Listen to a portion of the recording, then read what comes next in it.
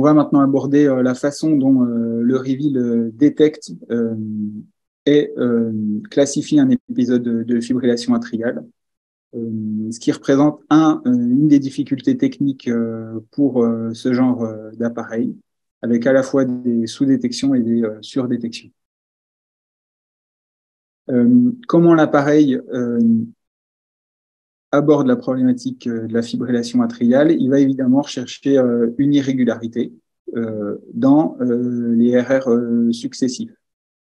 Pour autant, il ne va pas se baser sur, par exemple, un pourcentage d'irrégularité, comme ça pourrait être fait dans un défibrillateur, mais il va représenter les différences des RR successifs sur un diagramme de Lorentz, qu'on va voir juste après.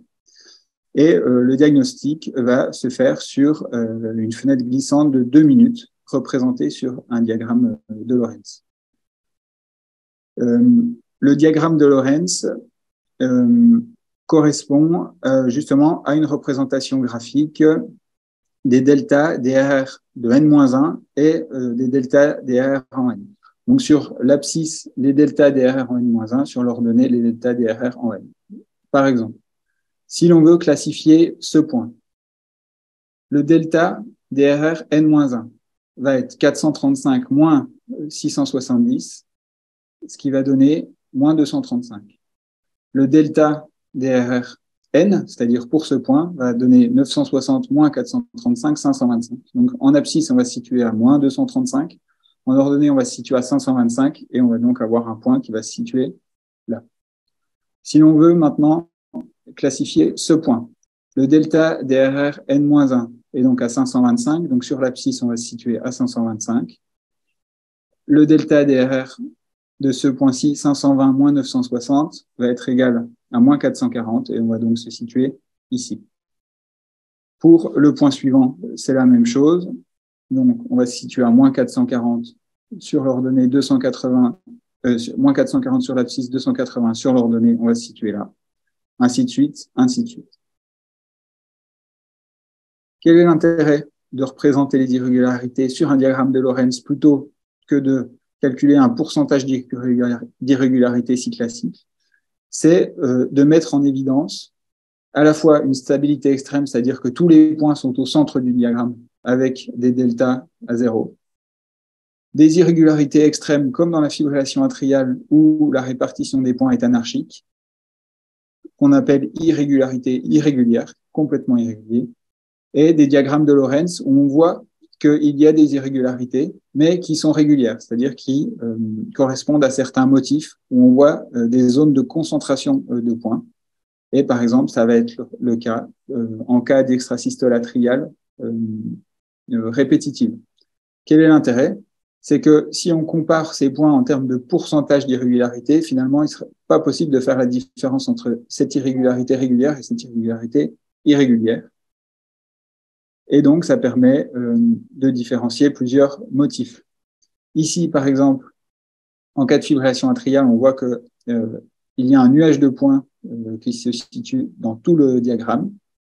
En revanche, ici, dans le cas d'une arythmie organisée, on voit qu'il y a une certaine concentration de points dans plusieurs zones. Et ici, dans le cadre d'un flotteur avec une conduction variable, on voit qu'il y a toujours une concentration de points autour de l'origine, avec certaines variations en fonction de la conduction. Comment l'appareil intègre et interprète ce diagramme de Lorentz? Il y a 4 points.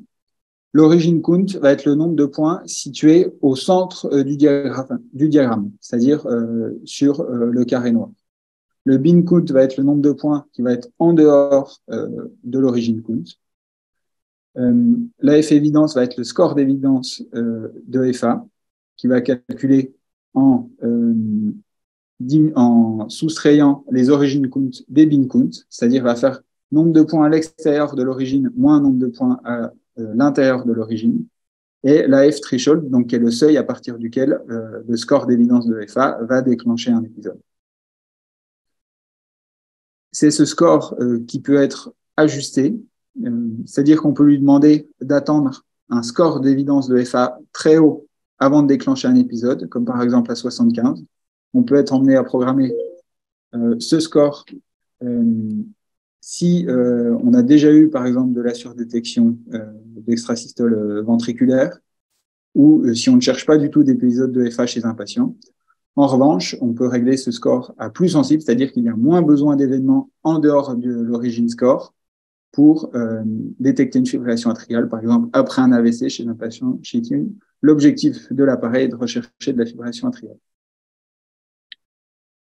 Le diagramme de Lorenz va donc permettre de différencier les patients dont la majeure partie des événements sont au centre du diagramme versus les patients dont il y a certains motifs, pour des patients chez qui de nombreux événements sont en dehors de l'origine cause.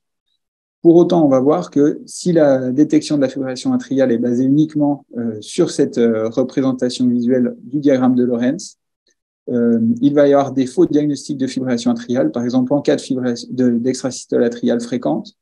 Visuellement, on se doute que ce n'est pas de la fibrillation atriale, mais si le calcul est basé uniquement sur l'addition des points en dehors du centre et la soustraction des points au centre, l'appareil va considérer que ce rythme est irrégulier et qu'il va considérer qu'il s'agit de l'AF1.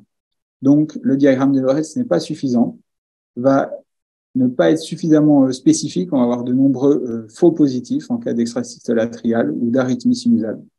Et il va donc falloir introduire deux autres notions qui vont être le rejet d'ectopie et le P-wave sensing pour justement rendre le reveal plus sensible et diminuer le nombre de faux positifs dus à des extrasystoles atriales ventriculaires, ce qu'on verra par la suite.